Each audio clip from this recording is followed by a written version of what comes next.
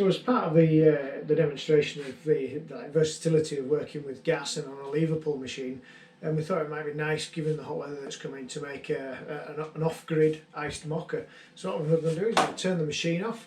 I'm going to disconnect it from the mains power supply. There we go, leave it on there. So because we're working with gas and it's maintaining the pressure inside the boiler, we still have the function to prepare espresso as well as the steam ones and the hot water.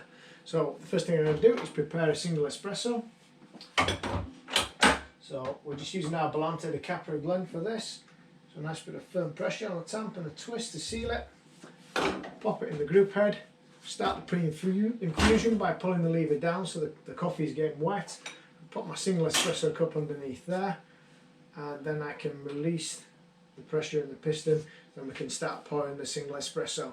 So I already put some ice into a clear takeout cup there. The next thing I'm going to need is, for the mocha, I'm going to use my morning chocolate syrup.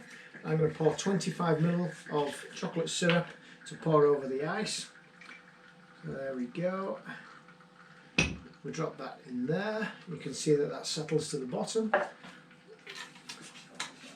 So the ice that's in the cup will take the heat out of the espresso straight away, so it won't be a warm drink at all. You can see we've got a cup full of ice there.